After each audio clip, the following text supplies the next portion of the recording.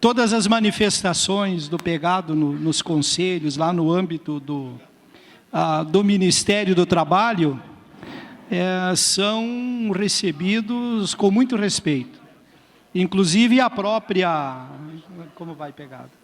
A própria extensão do prazo para a retirada do abono salarial exercício 2014, que aconteceu no ano passado, para 31 de dezembro, foi um pedido do pegado como representante da UGT no Conselho Curador do FGTS. Então, quero dizer que, ao cumprimentá-los aqui nessa tarde, nosso presidente Ricardo Patá, o Chiquinho, que está ajudando na coordenação, e os demais dirigentes aqui da UGT, dirigentes estaduais, líderes do movimento sindical que compõem essa mesa, o nosso superintendente aqui do Ministério do Trabalho aqui no estado de São Paulo, quero cumprimentar a todos os integrantes da mesa.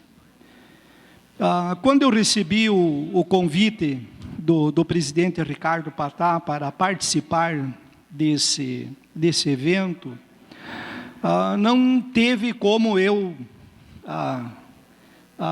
não estar aqui com vocês, primeiro porque eu sou comerciário.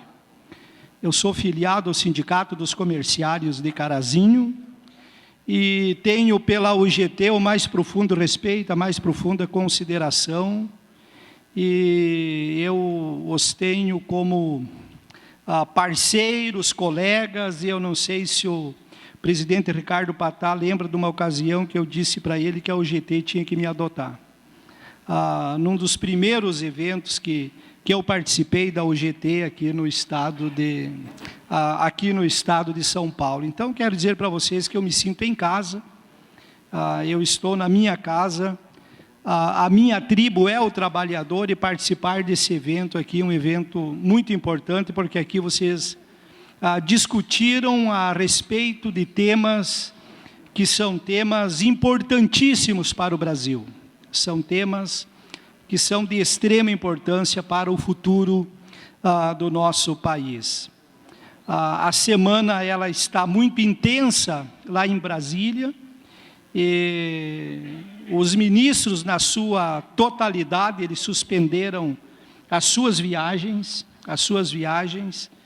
mas eu, conversando com o próprio presidente Michel Temer a respeito do evento, ele disse que seria muito importante eu estar aqui pela consideração, o respeito que tem o governo pela UGT, pela seriedade que a UGT se manifesta, a firmeza que a UGT se posiciona sempre no sentido de defender a sua causa, que é a causa do trabalhador.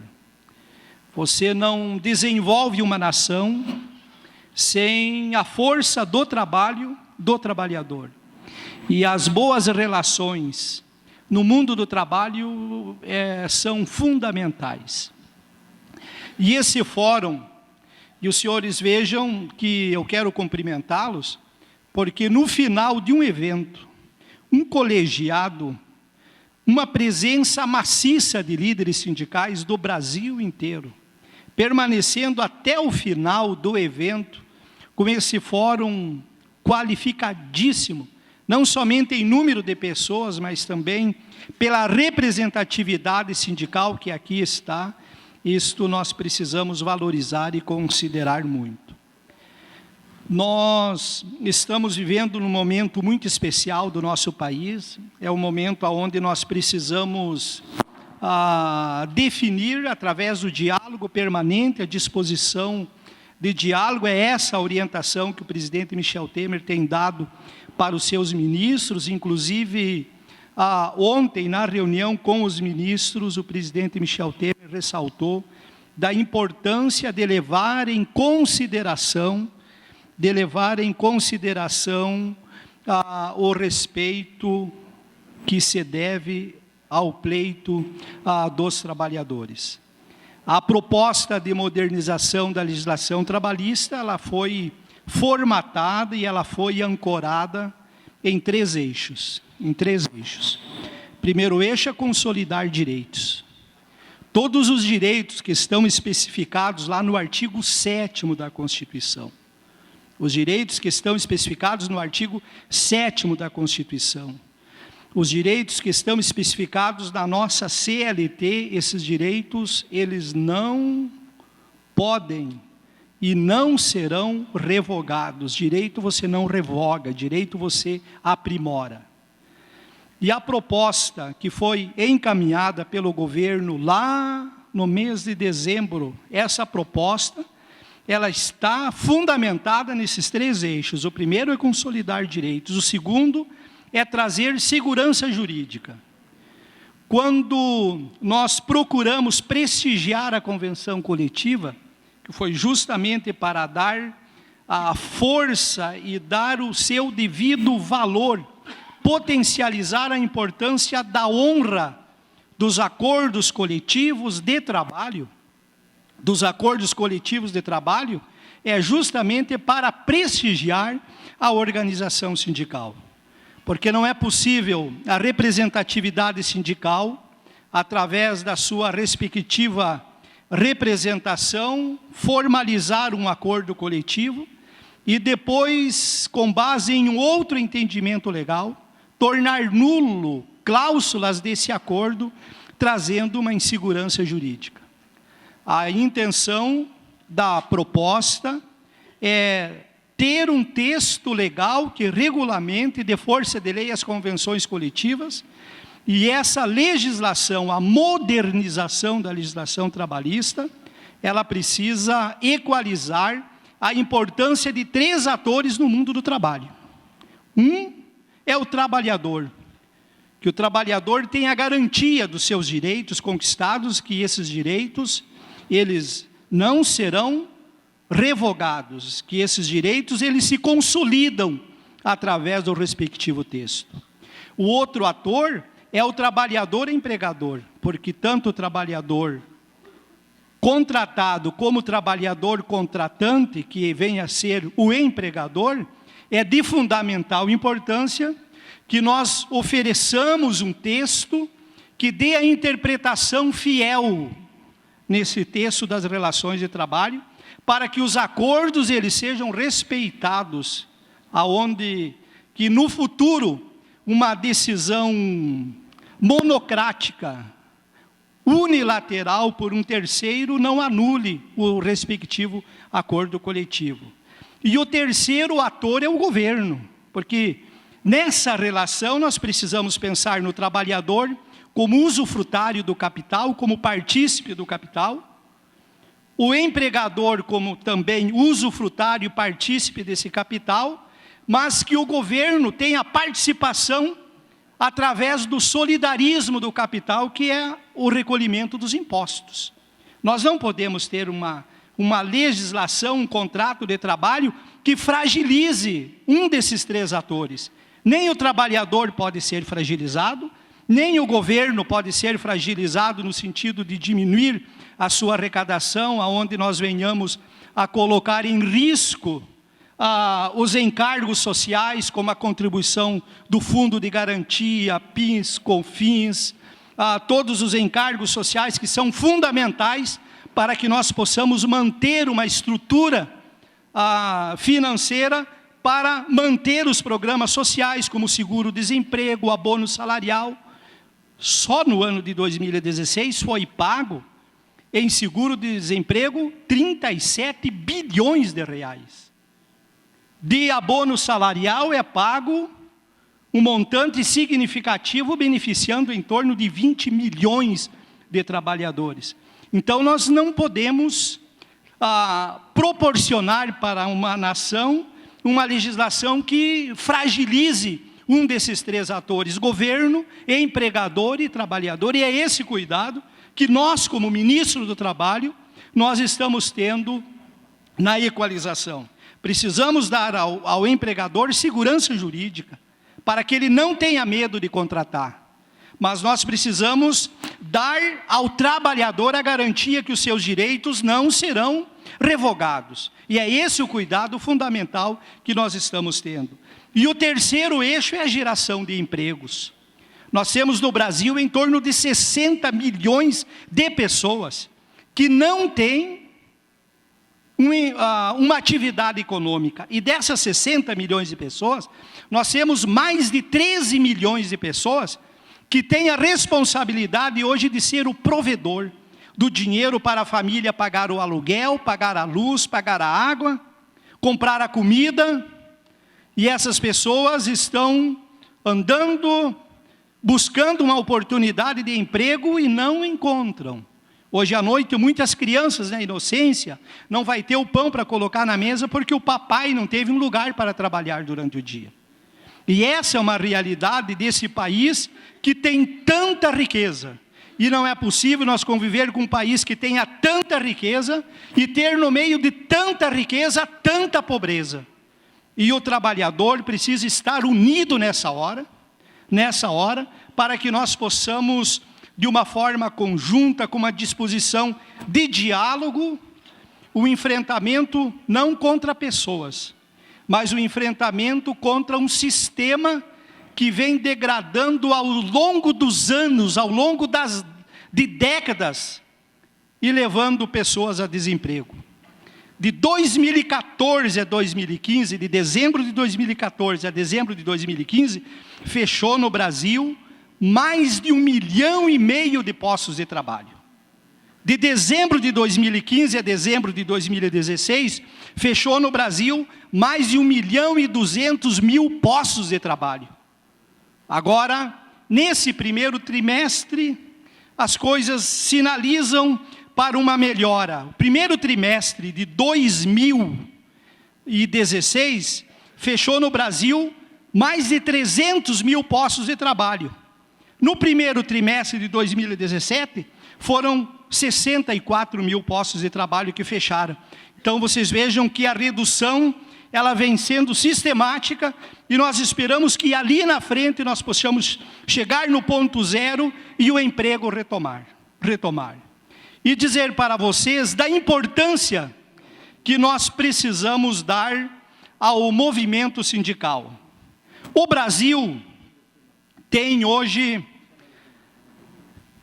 mais de 5.000 municípios. O Brasil tem hoje 38.600.000 pessoas contratadas pelo regime da CLT, trabalhadores formalizados pelo regime da CLT. Nós temos no Brasil em torno de 16.000 sindicatos, porém 40% deles são patronais. E se nós estamos dando à convenção coletiva força de lei, eu mantenho a coerência daquilo que eu venho defendendo desde lá de trás. É do fortalecimento da representação sindical com base nos princípios da unicidade sindical. Um sindicato representando uma respectiva categoria. Todo ato que forneça uma carta sindical por representação, por estabelecimento, o ministro vai anular esse ato. O ministro vai anular esse ato, porque nós queremos fortalecer o princípio constitucional da representatividade sindical com base no princípio da unicidade. A representação por categoria, observando o ente município, Estado e União. Nós vamos organizar isso aí para que os nossos sindicatos eles possam atuar livremente. O modelo híbrido, o modelo orgânico, o modelo por representação por estabelecimento fragiliza a representação sindical. E é por isso que eu tenho, em todas as manifestações que eu faço, e eu falo da importância de nós mantermos a contribuição sindical. Falei isso para o próprio relator, meu amigo, deputado Rogério Marinho, o qual eu tenho muito respeito a ele, pelo pensamento o qual ele tem.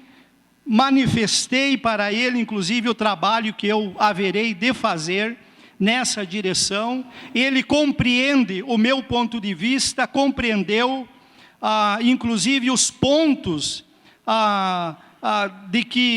dos compromissos que eu assumi com o movimento sindical, e eu honro o compromisso assumido. A palavra empenhada é a palavra que precisa ser honrada.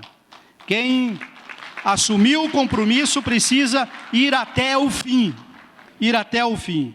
E aquilo que eu assumi, presidente Ricardo Patar, no sentido do que trata a respeito do trabalho intermitente, eu me mantenho firme naquela posição. Com relação ao imposto sindical, eu defendo a continuidade do imposto sindical. Eu defendo a continuidade do imposto sindical, aquele compromisso que nós assumimos, e também o atuar rigoroso do Ministério do Trabalho contra a pejotização. Contra a pejotização. A terceirização é um fenômeno global. E nós precisamos regularizar, porque nós não podemos ser hipócritas também. O Ministério do Trabalho tem contrato com empresas terceirizadas. O Ministério Público do Trabalho tem contrato com empresas terceirizadas. O Judiciário tem contrato com empresas terceirizadas. Todos os órgãos da União têm contrato com empresas terceirizadas. Então, nós precisamos regulamentar essa modalidade de contrato, essa categoria de trabalhadores, para que eles tenham a proteção da legislação trabalhista, dos seus direitos trabalhistas. Agora, não dá para transformar cada funcionário numa pessoa jurídica, não. E isso o Ministério do Trabalho precisa combater, com base naquele princípio de pensar na equalização da importância desses três atores: trabalhador, governo e trabalhador, governo e empregador. Todos são importantes. Todos são importantes. O Brasil é um só. E eu vou dizer uma coisa aqui para vocês, eu tenho falado e eu vou encerrar. No Brasil não tem mortadela e não tem coxinha. No Brasil tem brasileiros. Nós queremos o bem da nossa nação. Nós temos compromisso com o futuro da nossa nação, para que o trabalhador brasileiro, ele possa ter o prazer de manhã sair de casa e ir para um estabelecimento onde ele vai trabalhar e ali ele encontrar um ambiente adequado e saber que no final do mês ele será bem remunerado e que todos os seus direitos, as garantias que foram escritas na Constituição Federal, esses direitos ao trabalhador, eles serão assegurados. Portanto, contem comigo. Eu quero dizer para os senhores que nós estamos à disposição ali no Ministério do Trabalho. Nós estamos à disposição do Ministério do Trabalho para recebê-los. Nós estamos juntos, essa será uma semana de muito trabalho, precisamos ter muita sabedoria para lidar nesse momento. Nós precisamos, às vezes, ter pouca fala, mas resultado efetivo.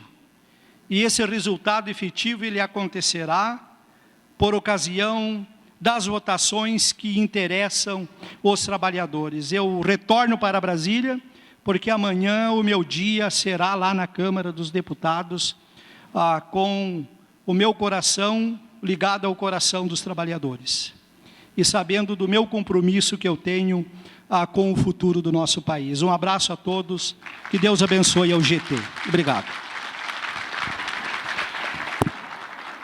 Bom, esse ministro, eu falo o nome da UGT, mas no meu nome pessoal, é um companheiro, é um comerciário como eu, e hoje, por incrível que pareça, ele veio aqui comemorar o aniversário dele. Uma salva de palmas para o ministro, que merece. Querida, muitos anos de vida, parabéns para você, nessa data querida. Cidade. Muito bom, ministro.